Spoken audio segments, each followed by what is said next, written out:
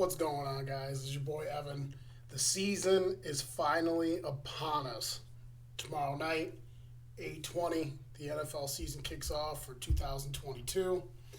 Uh, as everyone knows that follows the podcast, the guys and I have been going back and forth and about everything the past handful of months. You know, what teams are on the rise, what teams are falling, our predictions on what teams are going to stand out. Obviously, we went through on the last couple episodes, we picked what division winners, who was going to emerge victorious in each division.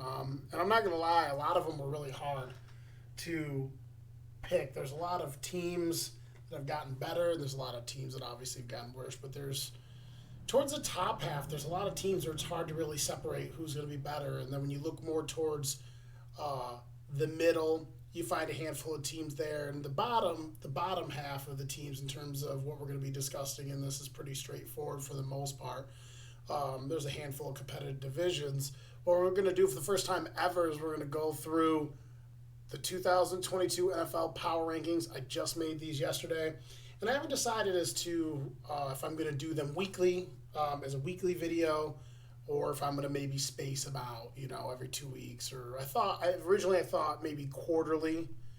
But I'm not really sure. It's going to depend on how I feel about it. It's not like we're 19 anymore. It's hard to find time every now and then. But I'm hoping for the season that I can be a little more disciplined here and maybe pump out a new power rank. I'm hoping I can pump out a power ranking maybe every week on Tuesday night. After Monday Night Football, I'm also going to try to put out a quick little video doing my win and loss predictions every week.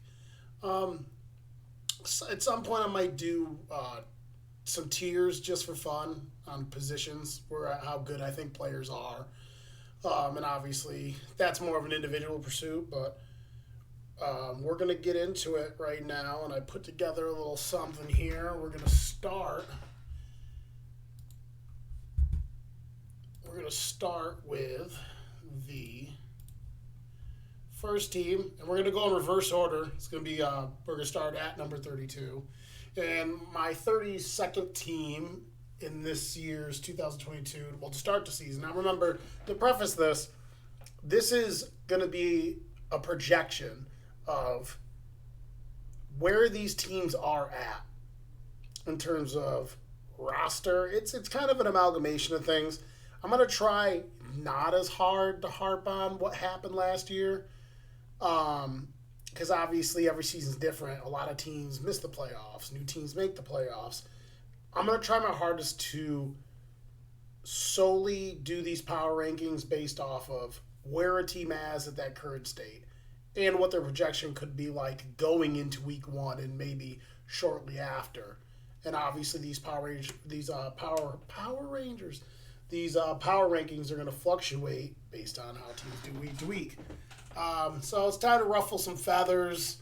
It's time to make the group chat freak out. If people could just be a fly on the wall in our group chat. That's a whole other video in itself. But without further ado, we'll start with the 32nd team here. 32nd team is, if it'll work, the Seattle Seahawks. Now, the Seahawks, it's hard to even begin with the Seahawks. They basically have kind of just depleted their roster. And I don't really know what direction they really want to go. I love Pete Carroll. Pete Carroll's always been a mainstay in football as a general, not only college football when he used to coach USC, but obviously here in the NFL. So, gone to Super Bowl twice, won a Super Bowl once. One of the big factors of that was the gentleman that they traded away. Obviously, when you lose one of the best quarterbacks in the whole entire league, it's really going to put a damper on how many games you can win, contrary to popular belief. We're moving in a direction where teams are starting to figure out that if you're very efficient at throwing the football, your team's going to be more efficient. And contrary to popular belief, if you're efficient at throwing, it's more efficient than running the football, even if you're a good rushing football team.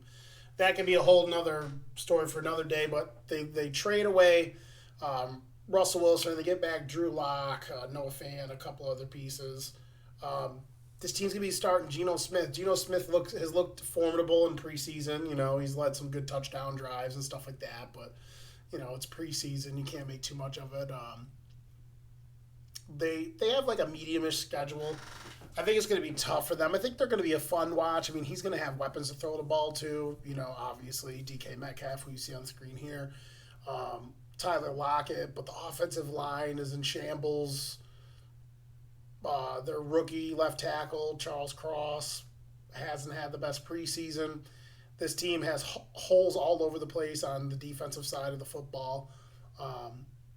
I think this is going to be the worst team. And you see a lot of the pundits and stuff really kind of like in Seattle. And I firmly believe that a lot of these pundits and people in the media will always pick just a random bad team and really start to hype them, because I hear Seattle's going to be better than they are. I hear Atlanta's going to be better than they are.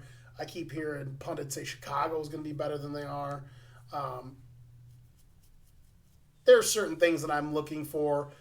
First off, how good a team is on paper overall. And then obviously at the end of the day, do you have a quarterback, that can go out there and take over a game and make plays? Seattle, to me, quite possibly could be the worst team, but these teams here at the bottom all have a chance of being the worst team, in my opinion. So Seattle coming in at 32, not much to really be desired here with Seattle. I think they're going to be obviously really, really bad. They're going to run the football a lot, the whole spiel. I think that soon they're going to move off Pete Carroll in this quote-unquote rebuild. So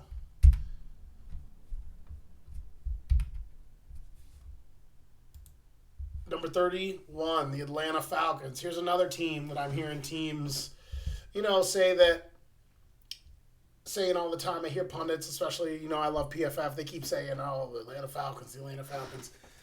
To me, I actually do love a lot of the young players on this team. They got a lot of good young secondary players like A.J. Terrell and Grant.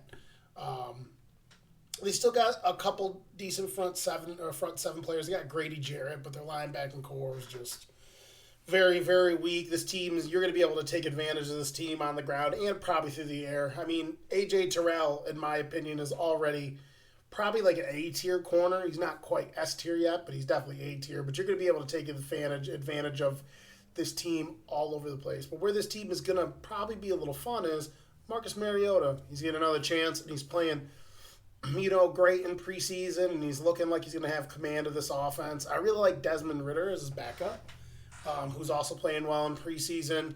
I care if quarterbacks play well in preseason because it's a hard position. I care if cornerbacks play well in preseason, to varying degrees depending on the position. But this offense could be fun. I mean, their offensive line on paper is not the worst offensive line in the league. They have one of the Matthews kids at left tackle. They got I forget the gentleman's name. They got I think it's Hennessy at center. They have a really good right guard, and their right tackle's not bad.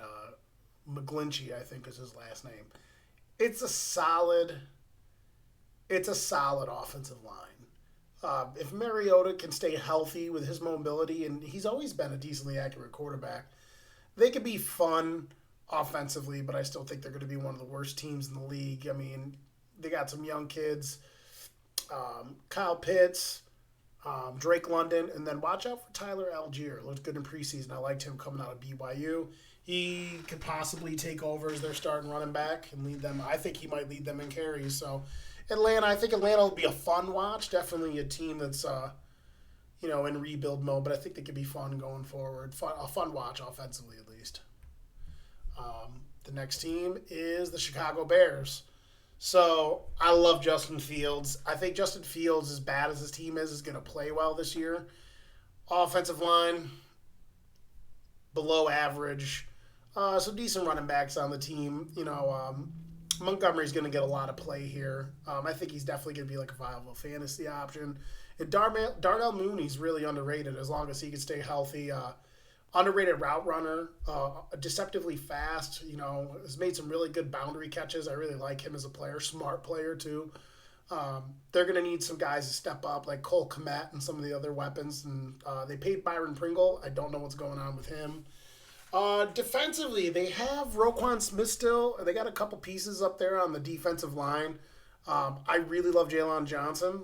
cornerback from the University of Utah. So they got some pieces on defense. If there is a team that could probably rise up a little bit throughout the season based off where they first started, I think the Chicago Bears could if Justin Fields plays well. I truly believe in my heart Justin Fields is going to show that he's their quarterback going forward this year. I think that he's going to get a full season under his belt. He's going to show that he's not a bust.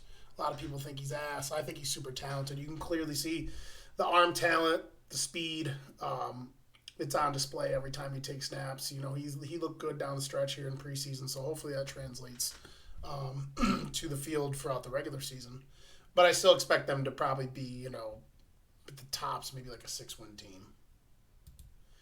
Next is the Houston Texans. So this is another team that a lot of people are kind of like, oh, yeah, you know, the Houston Texans, the Davis Mills. But as good as Davis Mills was last year, for as bad as that team was, I think this is another team that could, you know, be a little fun offensively. They got some underrated weapons there. They got Brandon Cooks, who keeps getting 1,000 yards almost every single year. Watch out for Nico Collins. He's a really good big receiver. He's like 6'5", 220. Pretty decent at getting open. He doesn't have the most top-end speed, but he has a great catch radius, catches everything. Offensive line and pass pro is not going to be that great, but from what I've seen, they're moving people. That starting offensive line has been moving people, has been moving starters all preseason. Like a starting line on starting line, they've been moving people. And Dameon Pierce looks really well. It's been confirmed he's getting starting role, getting all the touches. You know, there's a possibility if Davis Mills takes a leap, they could kind of be a little sneaky explosive offensively, but I think this defense is going to be bad. Their front seven's not good. Their linebackers, they're just inefficient. They picked up Derek Stingley Jr., who I think is going to start immediately for them. I mean, there's no depth there at the corner position there. They lost their starting free safety too. I always forget his name, Jefferson or Justin Reed or Eric Reed, I think. One of the Reed brothers. They lost him to free agency, so I think teams are going to score all over this team. I think their defense is going to be pretty bad. So, Houston, 29. Not really digging Houston this year. Love me some Lovie Smith, though. Number 28, the New York Giants. So now, before the Giants fans freak out, all these teams in this general area are pretty damn close. And you're probably thinking to yourself, the Giants before the Jets? I think the Jets just overall have a better roster.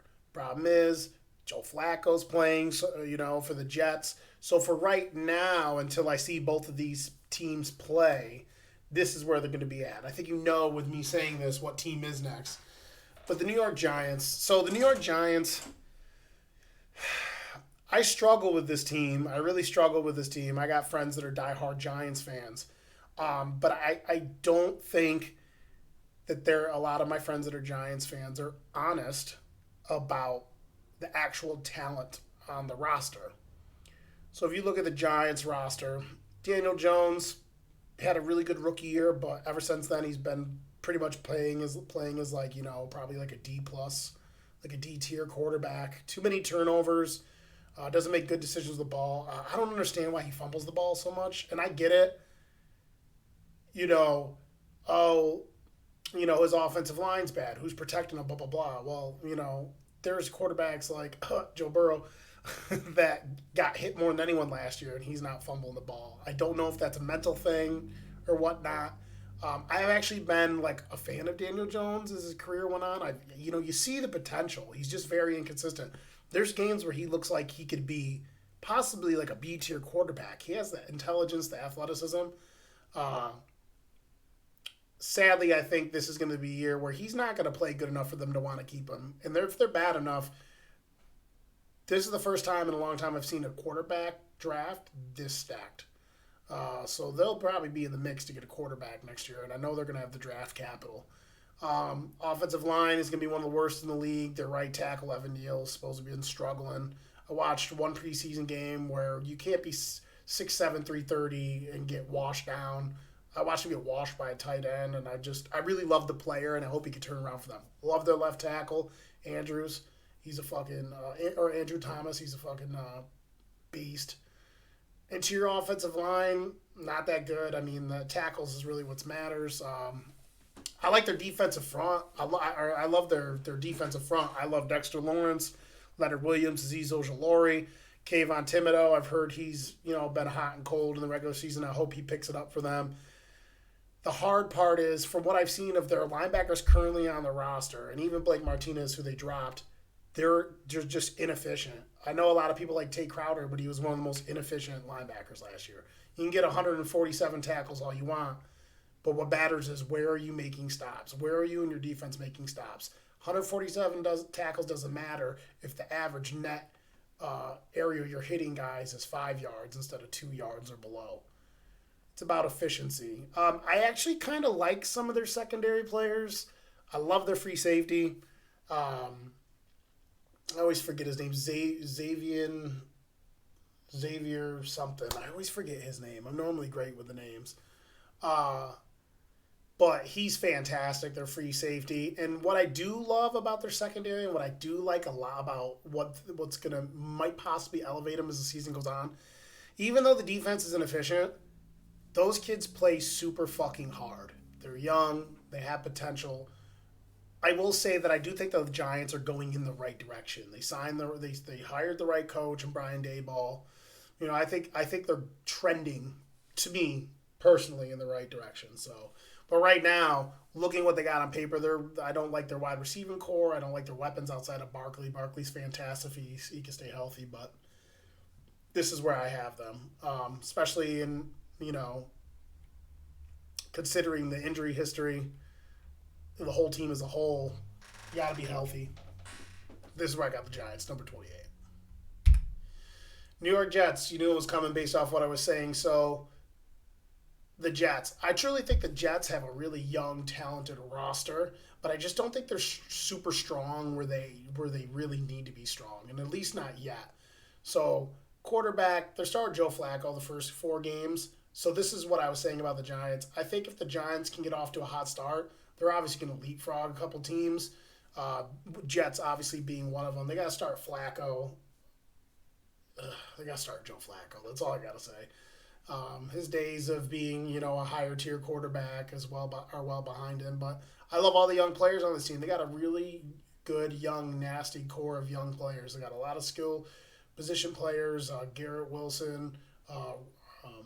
One of the Moore brothers, I always get him, which one between Rondell and him mixed up. They got good young running backs. They have actually a decent offensive line.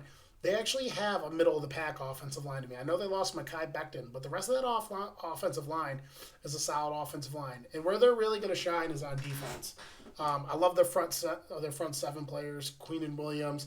They have a veteran middle linebacker in C.J. Mosley. They got Sauce Gardner. They got depth at a lot of different positions on defense, a lot of young players on defense. But I just don't think Saleh is the coach for them. And when Wilson comes back, I think he'll play okay, and I think he'll improve. But I see them needing someone that could come in and give a little more juice to all the talented players that are on offense. We'll talk about it later with the upper echelon teams, but it's been a trend where if you can really pass the ball on teams, it doesn't really matter what defense you roll into. If your defense is not fully on point, whether it's 32nd best defense or the first best defense, these elite pass teams can fucking bend you over.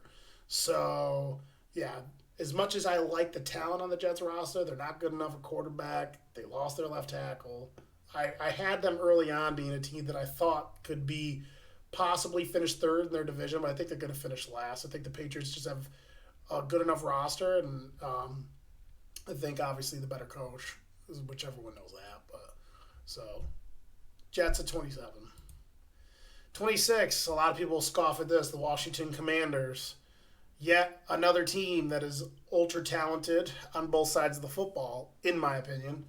And Carson Wentz is going to come out and have good games for them, but Carson Wentz is one of the most inconsistent players I've ever seen in my time watching football.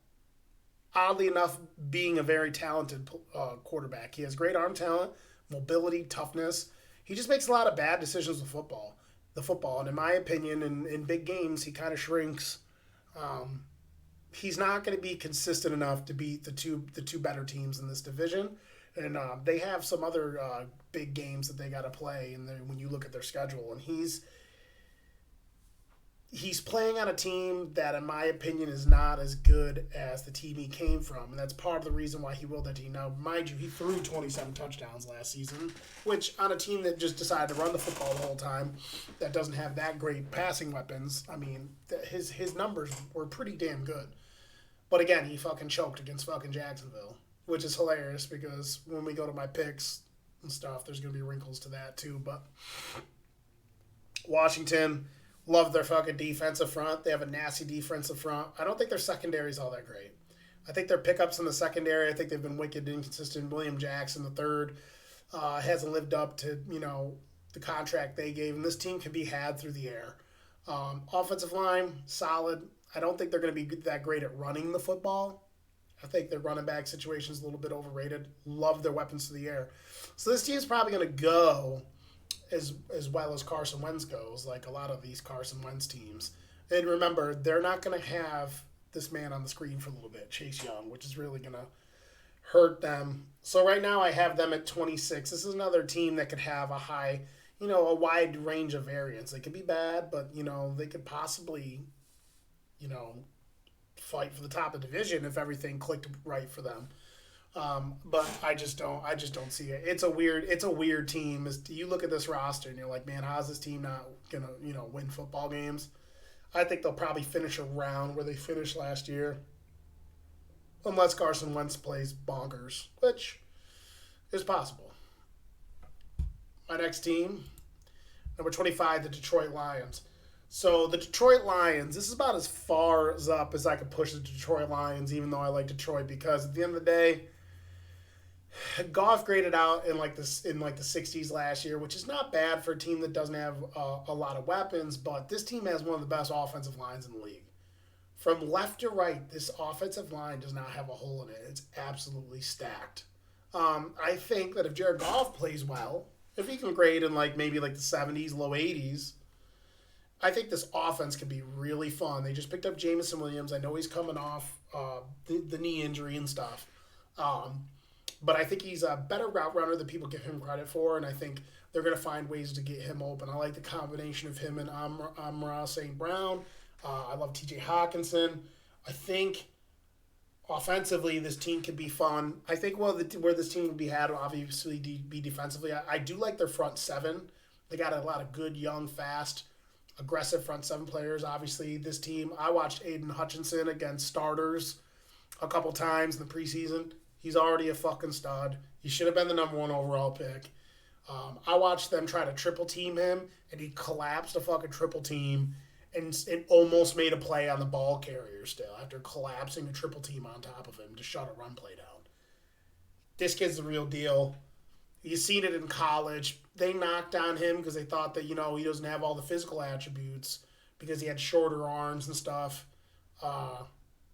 Give me the dude that's produced, has every tool and trick in the book, and is nasty and intelligent to boot. Some players transcend certain things people are looking at. They're freaking out because he's got shorter arms than a lot of the other guys, but that dude's going to be coming. Where I'm interested to see with Detroit is their secondary. Their secondary's always been an issue, and as much as I loved Jeff Okudah, he hasn't played well his first 2 years. There's going to be a make-or-break season for Jeff Okudah, but this is as far as I could put Detroit.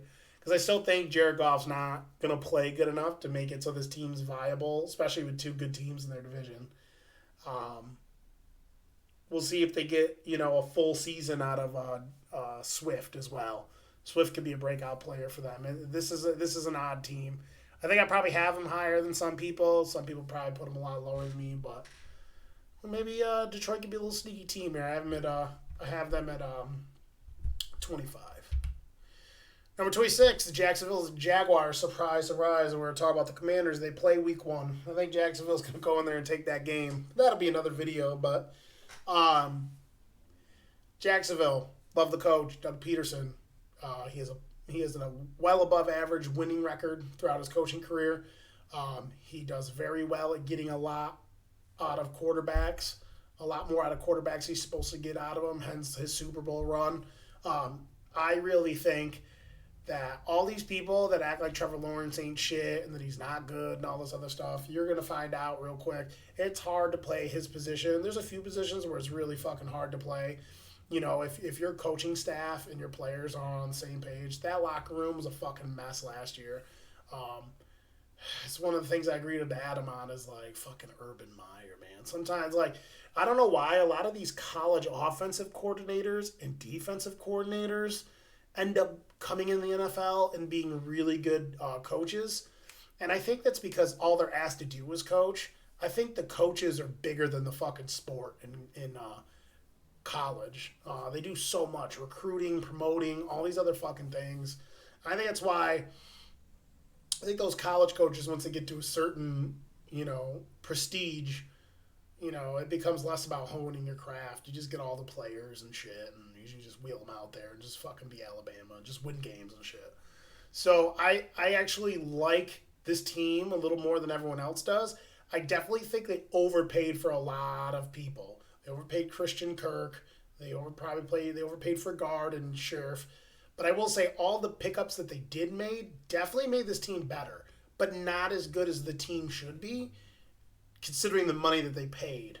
I think they're going to have a solid offensive line. They got a two-headed running attack out of the backfield with James Robinson and Travis Etienne. Christian Kirk, they overpaid him, but he has been producing in the NFL.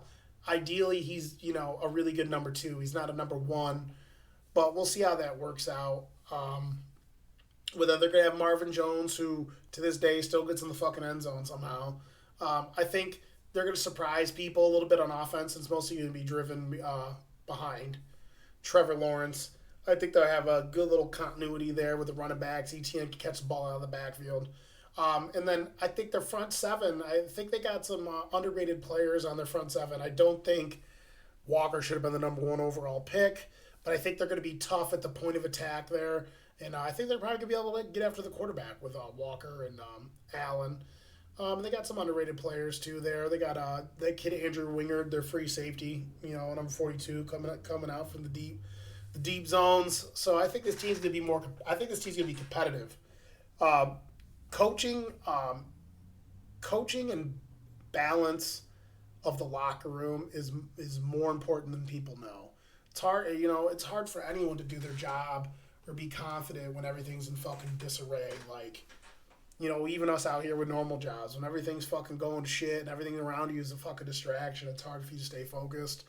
I think this is going to be a breath of fresh air having a competent, proven coach.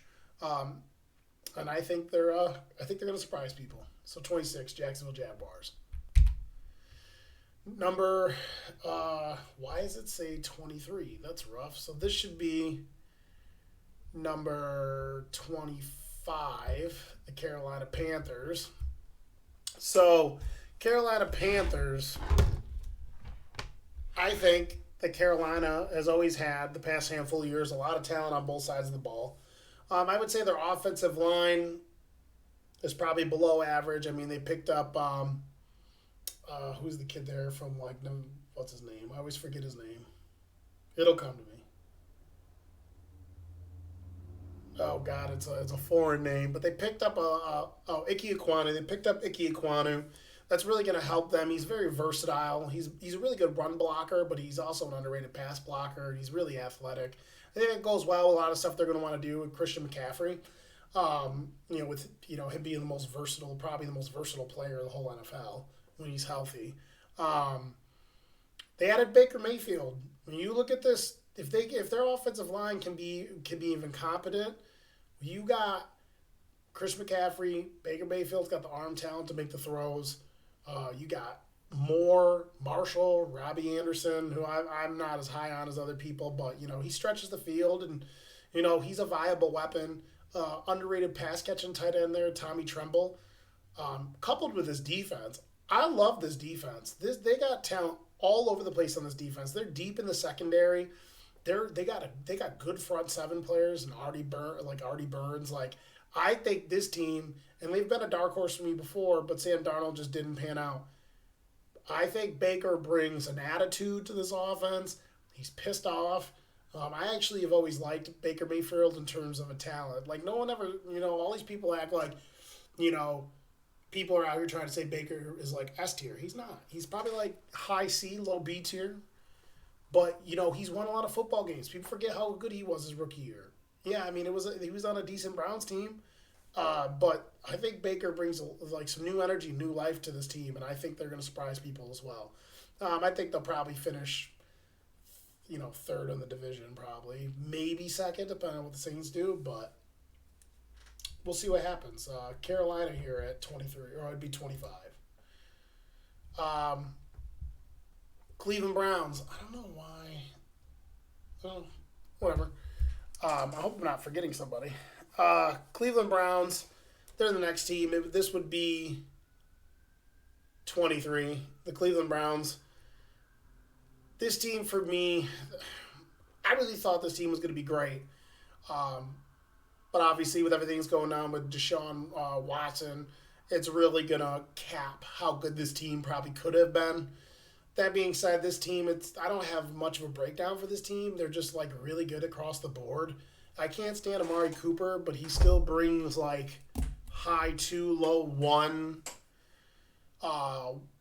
weaponry and skills to playing wide receiver for them.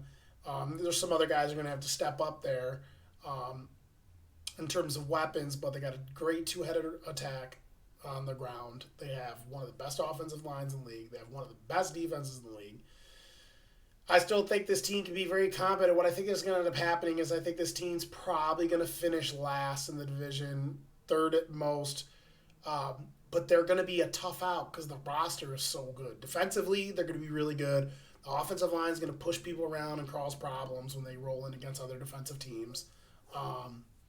So the variance could be a little bit all over the place. So what the Browns probably want to do is they want to hope that they could get close to 500-ish, maybe a little over 500 by the time Watson rolls around, because don't let the preseason fool you. He's going to come in, and they'll probably win football games with him there. I mean, he's that dynamic of a player. So I have the Cleveland Browns, and I'm pretty sure it's supposed to be 23, but we're going to find out and make do with it. I don't think I missed any teams. 21, the New England Patriots. New England Patriots, this team, I've gone back and forth on this team all the time. I really don't think they're going to be that great this year. They don't have a lot of offensive weaponry. I mean, they got two really good young running backs, Davey Harris and Ramondre Stevenson. Quarterback solid and Mac Jones. They have a pretty good offensive line. But they lost a lot of pieces on defense, and a lot of their pieces on defense are also aging. I just think that this team's going to run themselves on the ground. They're going to run the ball too much. They're not going to be explosive enough in passing. And as you've seen last year, this team is going to have probably a decently high floor because it's a solid roster. Their quarterback's accurate, but when they go against really good teams, well-rounded teams with really good passing attacks, they're going to get taken advantage of because they're just not going to be able to keep up with those teams. So as great as Bill Belichick is, I think this might be the actual slide unless they get some like crazy play out of Daniel Jones. I don't like the weapons they have.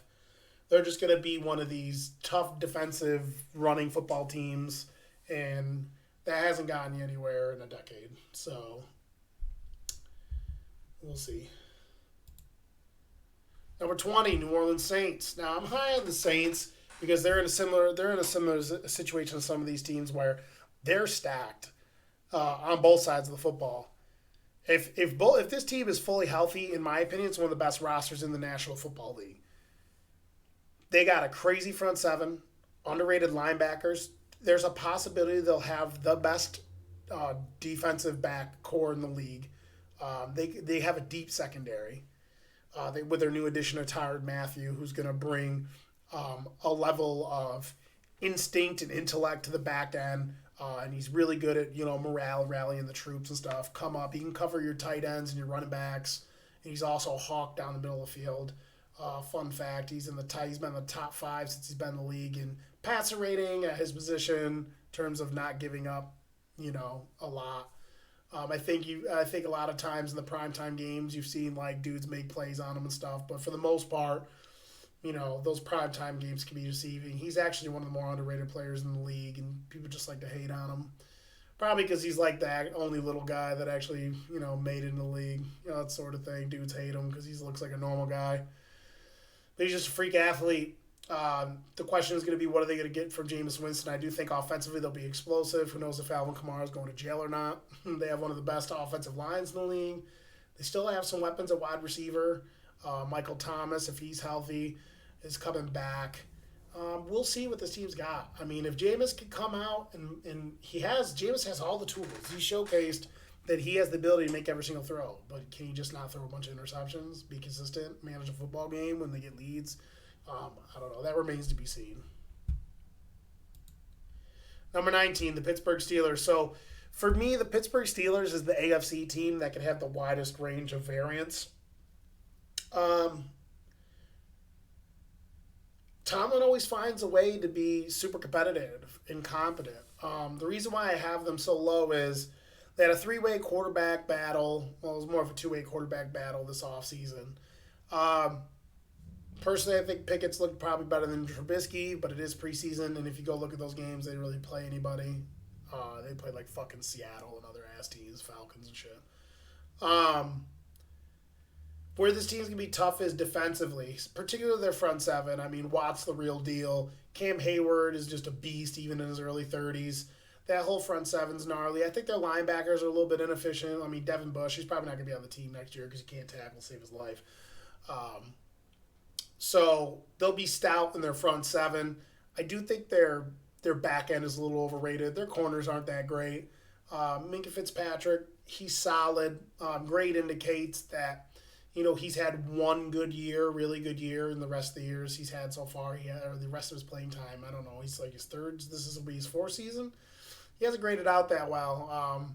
He could get taken advantage of in certain matchups, but he's still a really good player. This offensive line is going to be absolutely trash, and that's why I'm not high on this team. As good as their offensive weapons are, teams are going to, press up, stack the box, and play against the short game.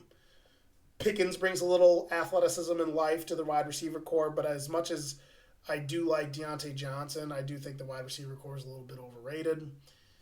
And like I said, quarterback play is not going to be top shelf. So I think between the defense and some of the playmakers, the athleticism that's now added at quarterback and Mike Tomlin's coaching, I think this team's probably going to finish third in the division. They could be around 500 again. So I got the Pittsburgh Steelers at 19. 18, Las Vegas Raiders. Here's the team that every friggin' pundit is high on, and it drives me absolute apeshit.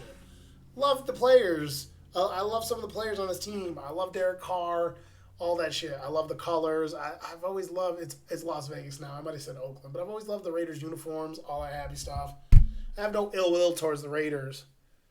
But for the people that think the Raiders are just going to go on this, like, fucking 12-5 run and win the division, like, you guys are nuts. This team is going to be so bad defensively. And I know you're thinking, like, oh, my God, they got Chandler Jones, this and that, yada, yada. Chandler Jones and Max Crosby, as great as they are, they're only two guys. Everyone else sucks on that fucking defense. I hate to be mean, but, like, their linebackers aren't good. They're inefficient. The rest of their defensive front, those guys aren't any good. Like, their secondary is absolutely atrocious. I like Trayvon Moehrig, but not only is their secondary not good, they don't have depth. Hobbs has played solid for them, but he's out here getting in trouble in Vegas just like everybody else. The only way this team beats their projection of where I think they are, which is last place in the division, is if the offensive players all stay healthy and they have an absolutely insane offensive trajectory this season. Now, another thing that people don't talk about, they have one of the worst offensive lines in the league. It wasn't that great last year. Guys have gotten injured and they've lost players for free agency. This offensive line is going to be so bad. I think they'll be a competitive team with that much firepower. With those guys coming off the edge. They're going to be a competitive team. They're going to be able to get to quarterback, sure, and stuff like that. But, against the teams that have more juice on offense and, teams that can actually play some defense, this team's not going to be that great. They're going to be around a 500 team, which is crazy because they're probably going to finish last. So Las Vegas Raiders at 18. Tennessee Titans. So this is hard for me. I know on the podcast originally I had the Titans over the Colts, but I put them next to each other and it's hard. I'm having a fucking flippy floppy. I can't decide. I do think Tennessee is better coached. I do think that both of these teams are evenly matched. But Derrick Henry has had the case of being hurt. Who knows how he's going to respond? They don't have Tannehill kind of melts down in certain moments. I do think they're going to be one of the better run defense teams. I think this team's going to be able to be taken advantage of in the pass unless they show me something a little different. I like Caleb Farley's coming back to play for them. He's supposed to be fully healthy. I like the talent there. They still have Byard back there. It's a close one. It's going to depend on how, honestly, can they protect Ryan Tannehill and can Tannehill play to his full potential? Tannehill's had some really good seasons passing the ball, but I think a lot of it is because the Titans have been one of these teams in a day and age where people are realizing how important it is to pass the ball. They've been one of the few teams that truly have been a juggernaut and efficient at running the football. But again, look how far it's gotten them. They should have never traded A.J. Brown. So I have Tennessee at 17. But this could all change pretty quickly. I have Indianapolis Colts at 16. I'm not as high the Colts as everyone else. It's another one that everyone's high on. I think the Colts are probably going to be as good as they were last year. You're swapping out a guy that at this point has better arm talent than Matt Ryan. He just doesn't make bad decisions. So you're swapping out a lot of the big plays in the athleticism and stuff for a guy that just doesn't make a lot of bad decisions and who can't throw the ball 30 yards down the field anymore. Couple that with not a lot of guys that are really good at getting down the field. I just think this team's probably going to finish. They got a really good defense. They're going to run the fuck out of the football. They'll, probably win their division and grind their way to probably 9-10 wins. But they're going to do exactly what they did last year. They're either going to fucking flake out or fizzle out in the first round of the playoffs or not make it in, depending. So I don't have much to say about these two teams. These are two teams that both have really good rosters, but they're just not there yet. 15, Arizona Cardinals. I actually really love this photo. Kyler Murray. So I think Arizona Cardinals are really going to be good offensively. Not only is Kyler Murray absolutely fantastic for the most part, he's in a great system for him. He knows the system, and I know they want him to study and stuff. I don't know if that's because they freaked out about how literally stupid he looked in his playoff game. He literally behaved, walked, and played, acted like he had a lobotomy in the playoffs. He did some shit in that playoffs that I've never seen quarterbacks do. He had one play where he, stumbled around and then was, thought he was going to go down, and he just hucked the ball over his head sideways and just threw it down the field. I don't remember if that got picked off or not, but he had just an abhorrent playoff game. I do think the new addition of Hollywood Brown's going to help him stretch the field and allow some of the younger players like Rondell Moore and their vet there, Zach Ertz, don't sleep on Zach Ertz, do a lot of damage underneath. This team's still going to be solid at running the ball with James Conner. They got a solid offensive line. Defensively, they got a lot of young athletic players. They still got Buda Baker back there is going to come up and make plays. They got some intriguing linebackers there with a kid there from UCLA. I always forget his name. He's a bigger linebacker, but he's athletic. And we can see what we can get out of who's the kid from Clemson there? Isaiah. God, I always forget his last name. He was my favorite player in that draft too. I'm having a fucking brain fart today. But they got some intriguing players on the defensive side of the football. I do think they can be taken advantage of on the defensive end, but we'll see. But I do think this offense will be explosive. They get DeAndre Hopkins back after the first 6 weeks.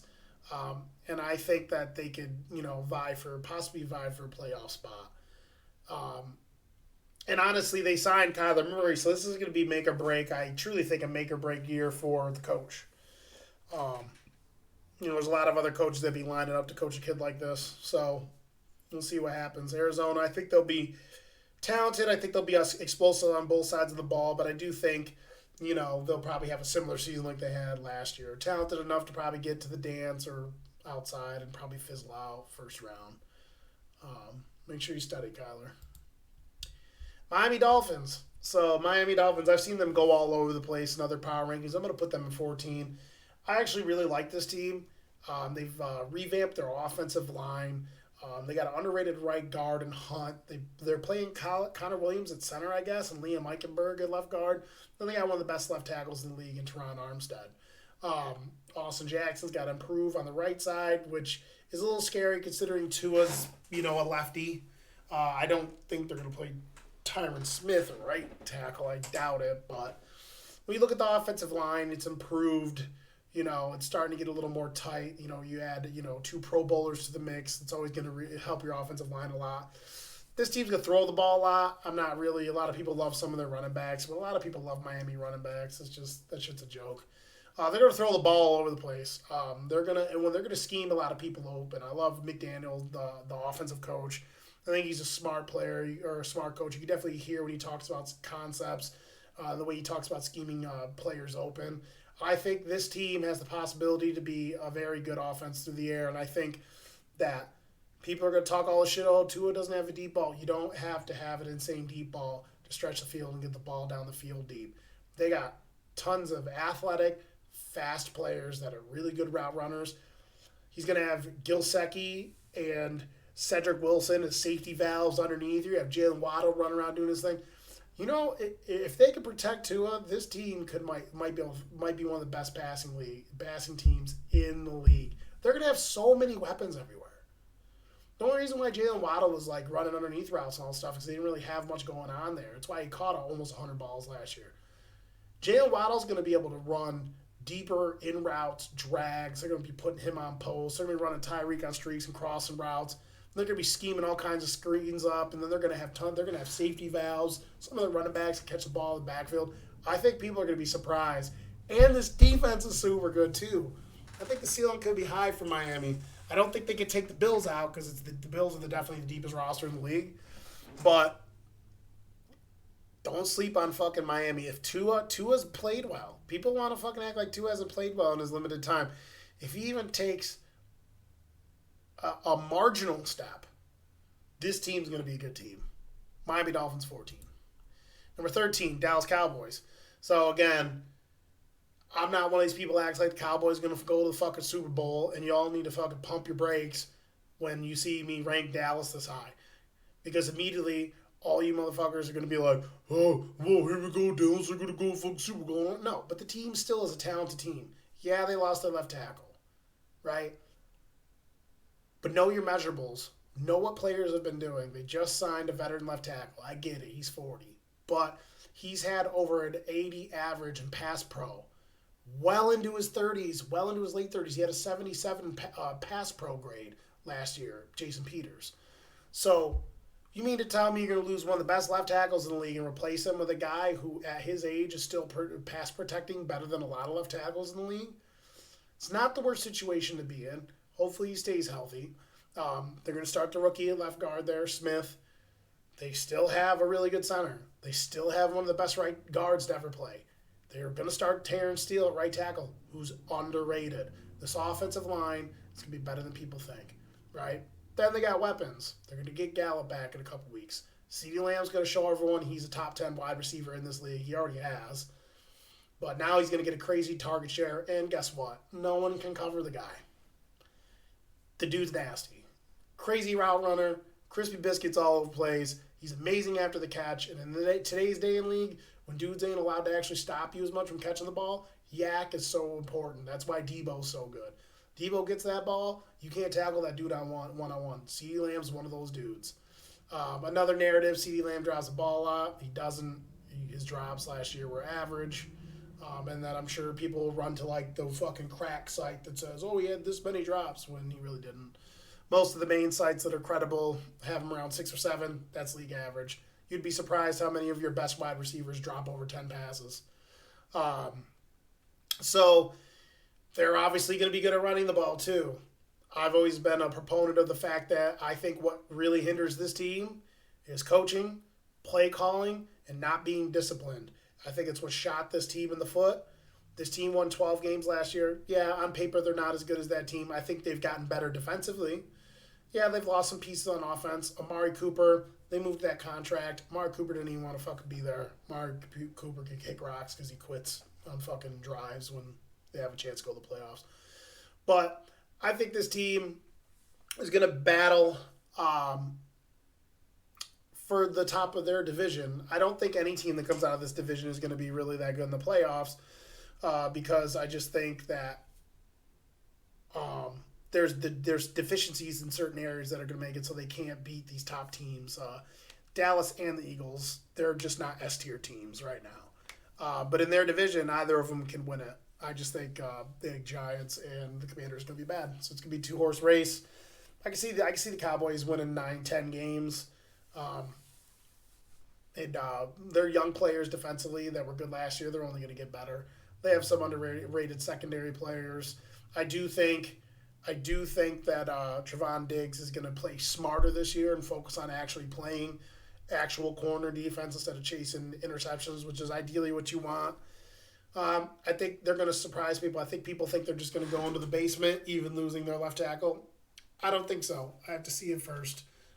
You're only as good as your record says. And right now, a lot of people are talking shit all the time about really good teams when their teams ain't shit. I don't want to hear about the past. I'm talking about right now. This team is still one of the better teams in the league. Minnesota Vikings, sneaky pick for being a really good team this year for me. I love Minnesota on both sides of the ball. They've added a lot of good pieces on both sides of the ball. Darius Smith, offensive lineman. They finally fired Zimmer, brought in a new offensive coordinator as someone who was an offensive coordinator. I always forget his name as their head coach. I really think in the system that he could be implementing, they're going to fucking explode. Justin Jefferson, Osborne, fucking the Great White Hope, fucking Adam Thielen. They got Dalvin Cook. Irv Smith Jr. is going to be back. I think this team is going to be able to fucking score on any team. I really do. Defense is improved, but we're going to have to see it play, how this defense meshes and plays together. But I think this team has improved a lot. I hope they just let the reins off the weapons. Let the reins off the weapons, throw the fucking football down the field. I want 150, 170 targets for Justin Jefferson. Feed that man. Minnesota Vikings at 12. 11, the Baltimore Ravens. Now, the Baltimore Ravens hovered around 500 last year, and everyone was hurt. Not only did they get everyone back, they also upgraded their offensive line. They've upgraded their secondary. They've lost some of their weapons, but I do think there are some young players. Rashad Bateman's going to show out for them and get a lot of targets if he's healthy, and I think he's underrated. Isaiah Likely, rookie tight end out of Coastal Carolina. I loved him out of college. They're going to roll with a double tight end set.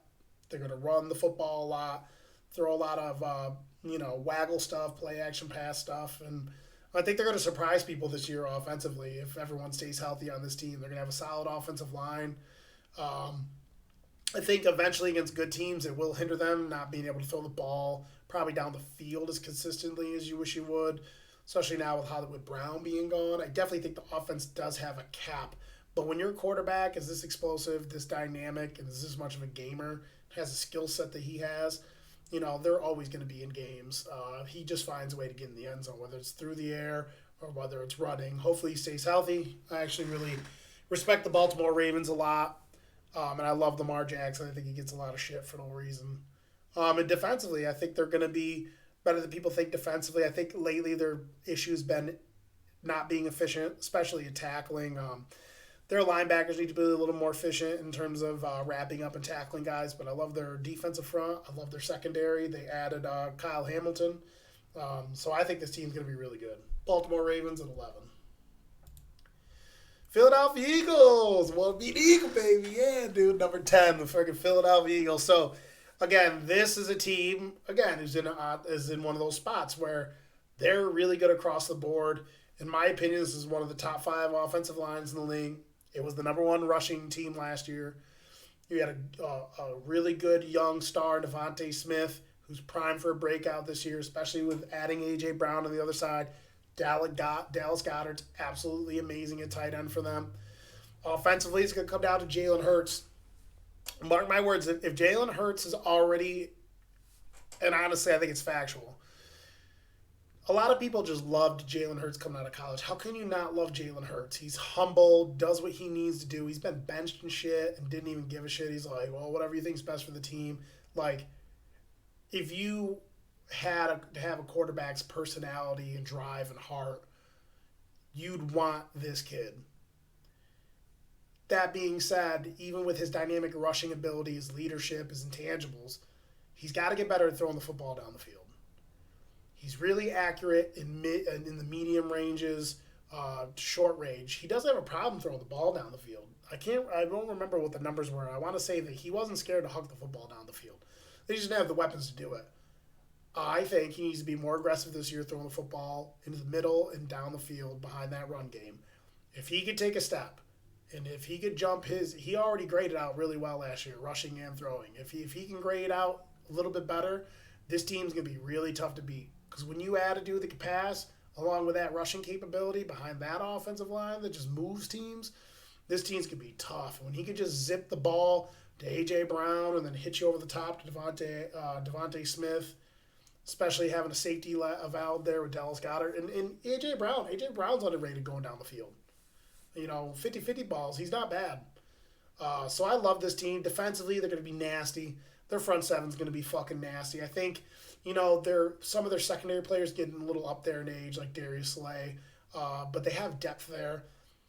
They're going to be coming after people, this defense. And I really think this team's going to be dangerous. They're going to be fired up. They're going to be ready to play.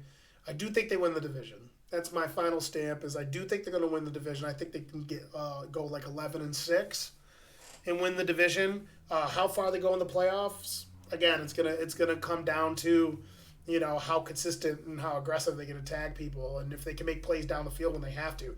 Their style of offense makes it so they're gonna probably be in close games with the upper echelon passing teams and the teams with good defenses. Hopefully now with more weaponry, and a full season under his belt, hopefully he just fucking lets his nuts hang and throws it down the field. I'd love to see it. Actually rooting for him. So, Philly at 10. Number 9, San Francisco 49ers. This is not as much to do with the quarterback situation as much as I'm not the biggest fan of Jimmy Garoppolo. To his credit, as he's gotten a little bit older, he's become more of an efficient player. But he's not really an explosive player in terms of, crazy arm talent, throw the ball down the field. That's why he tends to get on teams that are really good, and he carries them pretty far, but he just can't finish games off. Sometimes he can make boneheaded plays in big moments. Trey Lance, you bring Trey Lance in this system, it's mostly about the system. I think with his arm talent, with his arm talent and his combination of height, weight, speed, I think he's perfect for this system. The question is, how efficient is he going to be? In the games he did play, he looked pretty good in the regular season and in the preseason.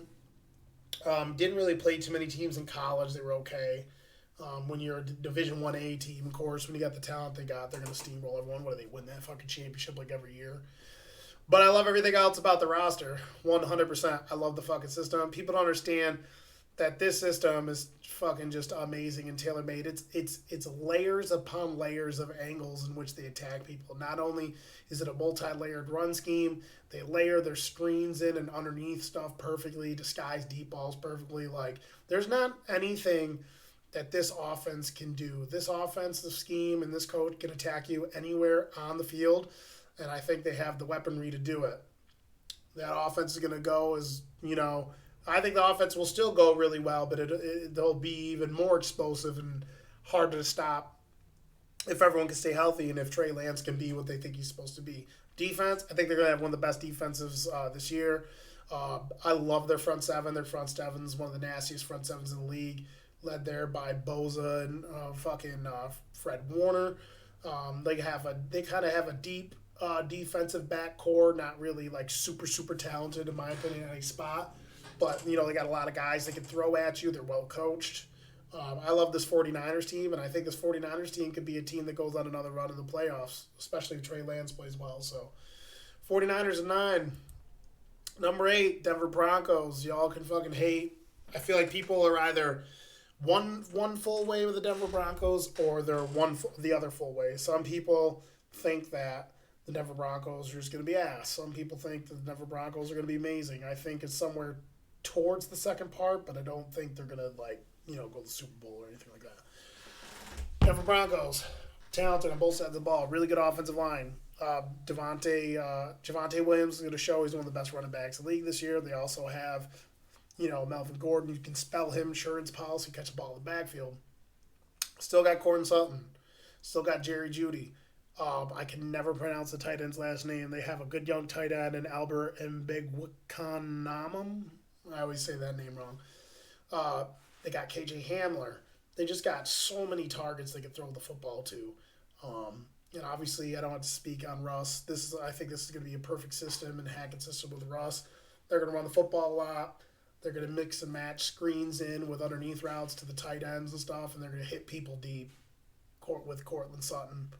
KJ Hamler's going to do a lot of underneath routes. Jerry Jeudy's going to run the whole route tree if he's healthy.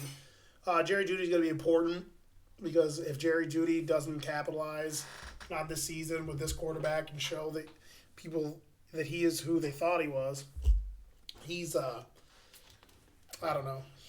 To me, the injuries and stuff, he should have showcased out. You see it when he's out there. He has one of the highest grades in just pure route running in terms of separation.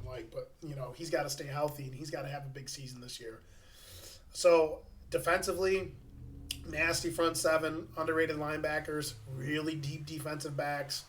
They got good young defensive back core. They got Justin Simmons back there. I just love everything they added to the defense. I thought they overplayed for Gregory a little bit, but he's still a really good anchor on the edges of that defense. I really like this team. Denver Broncos at 8.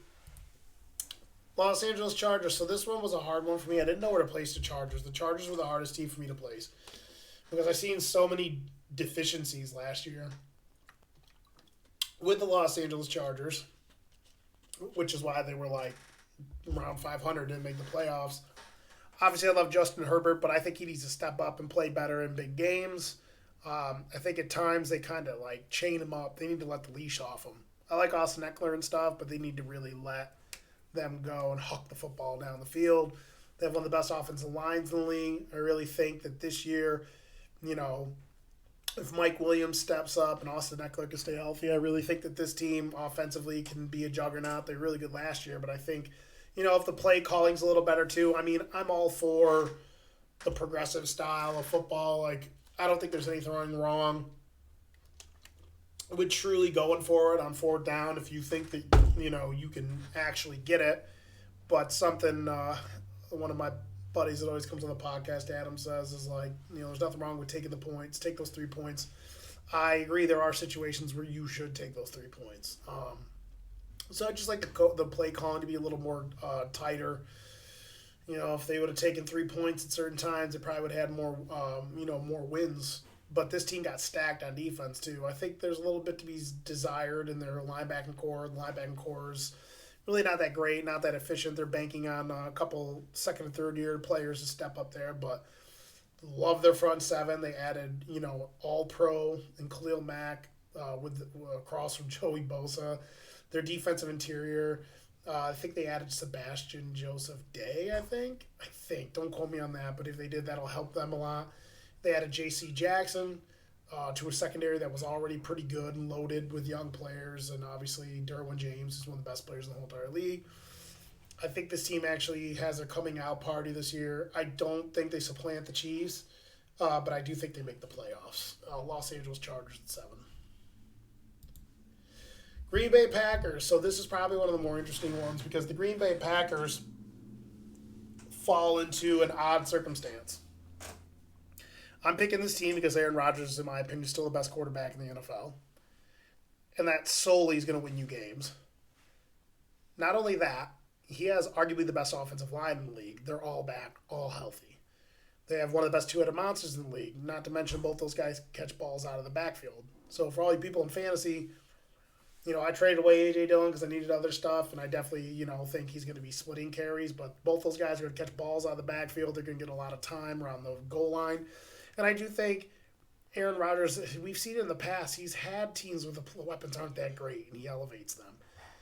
And on top of that, this defense is going to be absolutely front. This front seven is going to be locked down.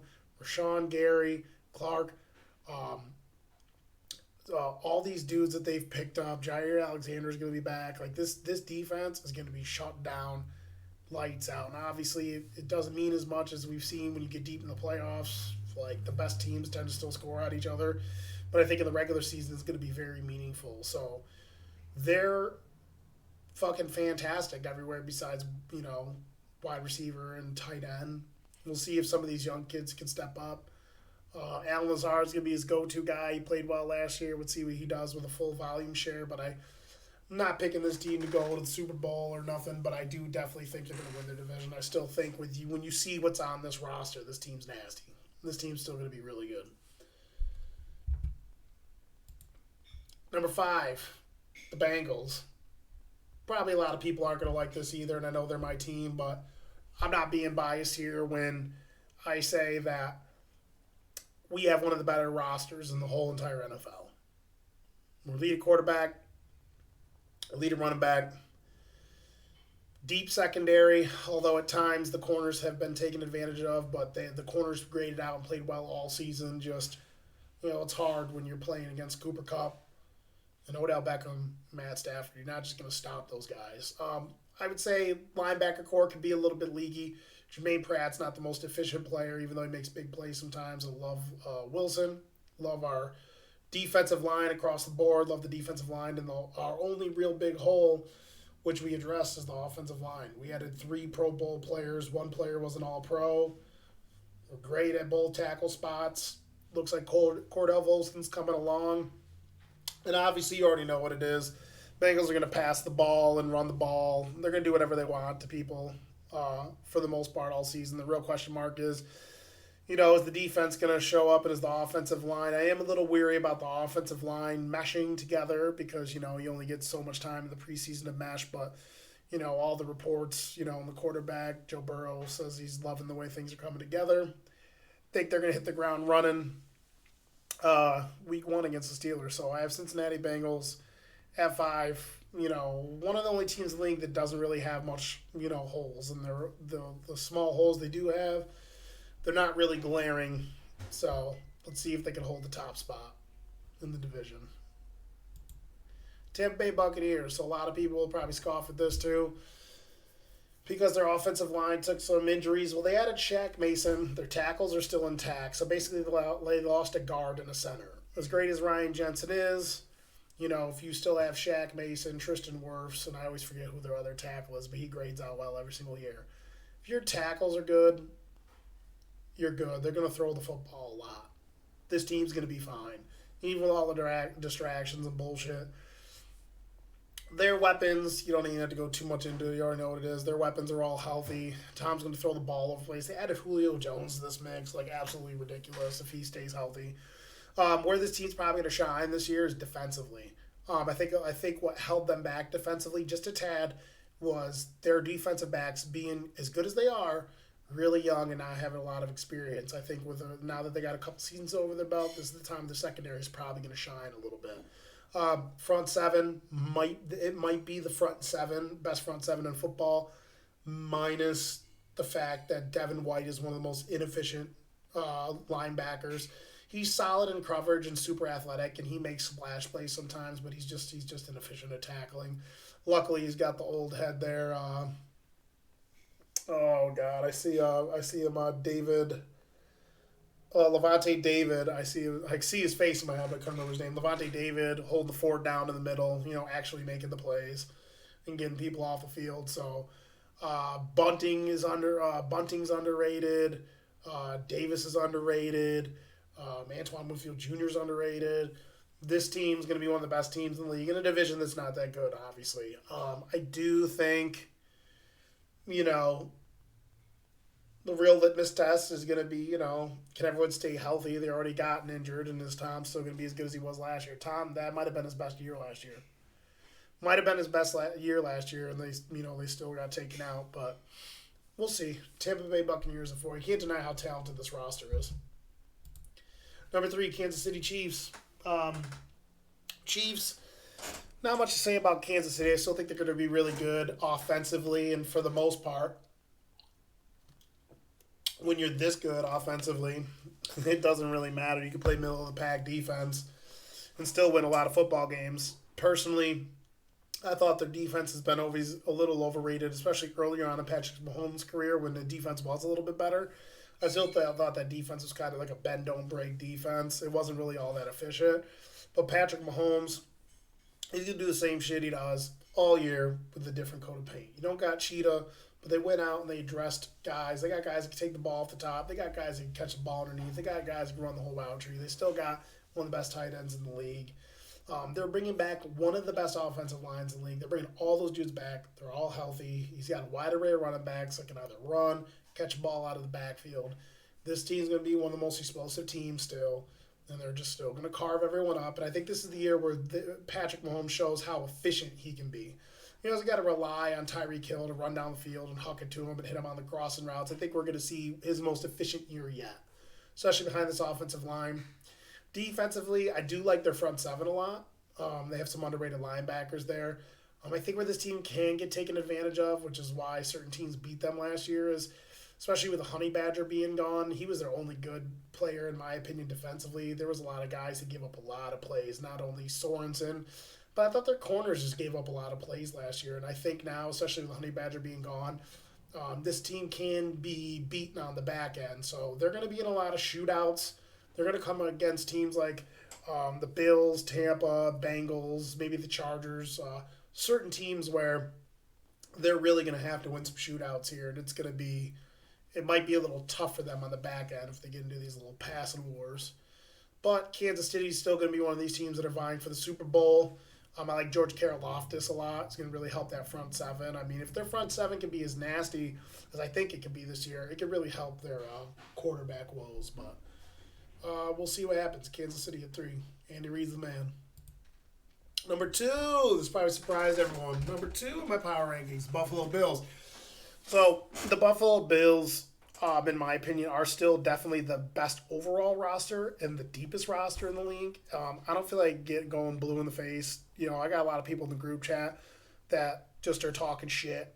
A lot of them, some of them because their team ain't shit, but act like the Bills ain't shit. It's one of the best rosters in the league, top to bottom. A lot of the players that they let go were players that didn't grade out well. They weren't really that good. They were inefficient. A lot of other teams are scooping them up just because they need players. They added a lot of good defensive interior guys. They added more weapons. They added more corners. They added a lot of good special teams talent. They added 2 offensive linemen that last year for their respective teams that are young, both graded out really well in pass protection. And ideally, this team's just going to throw the ball on everyone. I like the acquisition, some of the young players that they got on defense. I think some of the young pass rushers are going to step up this year. I think where this team can be had is in the middle of the field. I do like Matt Milano as a coverage guy, and I do love, I always forget his name too, their Mike linebacker. He's super athletic, but he's just when you do the deep dive on him, he's inefficient. Tremaine Edmonds. It's kind of inefficient, man. As much as I love the player, he makes really good plays sometimes, but for a dude his frame, he's not the best at taking on the run. He's a really good tackler, but he kind of can get washed. It's crazy to me when you see a dude move that good, that instinctual, 6'5", 250 like that, but he gets hit by dudes, and I've seen him a lot of times get washed. He has a hard time taking on blocks. It's rough. So they get the linebackers, could be taken advantage of a little bit, but I really think a lot of the young pass rushers are going to help up, especially with Von Miller there. They can say what they want, but Von Miller was still really good, not only off the edge, but he was one of the better defensive ends and run defense. He had an 88 run defense grade last year. So this team's going to be deep all over the place. They're going to score a lot of fucking points on people. I like James Cook's going to catch a lot of balls out of the backfield for this team. This team is probably going to at least make it to the AFC Championship if everything goes to plan. I am a little weary of them not having Brian Daboll anymore. I wouldn't be surprised if it takes a little time for them to get cracking on all cylinders, but hey, you'd rather have them cracking more down the stretch than at the beginning. But Buffalo Bills, they're going to be right there. They're going to be knocking on the door. They're going to be right there. And, they're kind of like the team I root for when I'm not rooting for the Bengals. I have a lot of close friends that are Bills fans, and it would be fun to see them get one. They have a window. It's the next couple of years. They got a legitimate window to get in here and win a championship. So we'll see what happens here. Number 1, Los Angeles Rams. So a lot of people think the Rams are actually going to be really bad. I don't think, not really bad. A lot of people think that they're going to take a step back. I don't think they're going to take a step back. And the reason why I have them as the number 1 overall team, my power rankings going into week 1, is because the Rams figured out the formula. And a lot of people aren't going to like this. I'm just going to say it real quick. And I talk about this with my friends all the time. The Rams made it all the way to the Super Bowl and won the Super Bowl while being like the 27th ranked rushing defense or rushing offense. And everyone's going to go, oh, but they didn't have Cam Akers.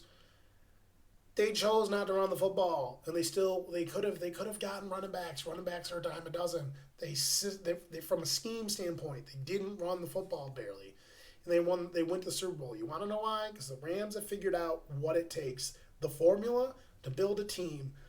There's certain places that if you're elite at those places, the rest of your team could probably be fucking ass, and you'll still win a Super Bowl. Rams went out, got a quarterback, high B, at times low A tier guy. Or he's probably, I would say, if you're counting S tier, he's definitely an A tier quarterback. Matt Stafford, fantastic, can make every single throw. Leader of men, tough as hell. Their offensive line is really good. Both of their tackle positions have been very good. They have one of the nastiest defensive lines in the whole entire league. You have the best defensive player possibly of all time. They're definitely the best D tackle of all time in Aaron Donald. They had Von Miller coming off the edge. They're still going to get a great pass rush. They have the best corner in the league out there at corner. They're high level or elite at every position that matters. Corner, wide receiver, pass rush, quarterback, tackles. Their linebackers sucked last year. They didn't run the fucking football. Their tight end, he was okay. Their safeties weren't good last year. The rest of their corners weren't that good last year. Some of their defensive linemen really weren't all that great last year. But they were so good at the right positions. And you see that in the regular season, they would lose to certain teams that had a more of a well-rounded skill set. And it takes that in order for them to lose to those teams, they have to have a bad day, and then those teams tended to be a little more deep. They gave up a lot of rushing yards sometimes to teams. But I expect this team to be back. If he's fully healthy, people might not like this. Fully healthy, not getting injured Allen Robinson at this point, to me, is an upgrade over Odell. As great as Odell was in the playoffs, Allen Robinson is super, super versatile, and I think he complements and could do more at 28 than what Odell keeps getting injured, and I think he complements Cooper Kupp really well. You can go down the field with Allen Robinson. You can throw the ball short to Allen Robinson, cross middle, 50-50 jump balls. I think this team's going to be just as good as it was last year. Now, when you add Bobby Wagner into this mix, remains to be seen. Bobby Wagner's last 2 seasons weren't the best in terms of total grade. That could be a part on. A lot of times linebackers are not as good as they get older. You're asking a lot from a linebacker. To me, a linebacker is one of the hardest positions to play. You got to be able to take on blocks. You got to, be the mental part of the game. You got to, pass pro. You got to be able to tackle. You got to be able to pass rush. You got to do so many different things. So we're going to find out this year if Bobby Wagner variance dipping last year and the year before was because he played on a bad Seattle team, or if it's just because he's getting older. I'd like to think it's the first one. I think Bobby Wagner's still got enough juice in him. Super intelligent, sure tackler, and you put him back there behind this defensive front, he's going to get after it. He's going to, be efficient, make a lot of tackles this year for this team, and I think that's really going to help them because their linebackers, in my opinion, are ass. They sucked last year. These are my week 1 power rankings, and I hope to try to probably adjust them and make them every Tuesday night. I got the numbers mixed up somehow, and if for some reason, if you guys watch this and you notice I left a team out, it was towards the bottom, so that team probably doesn't matter as much, sorry. But if I left a team out, let me know, and I'll make sure I make that adjustment next week. But Yeah, season's around the corner.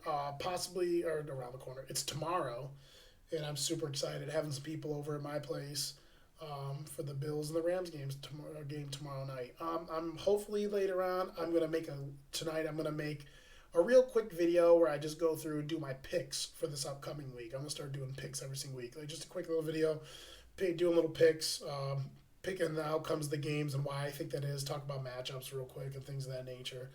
Um, and we'll try to get this football season rolling.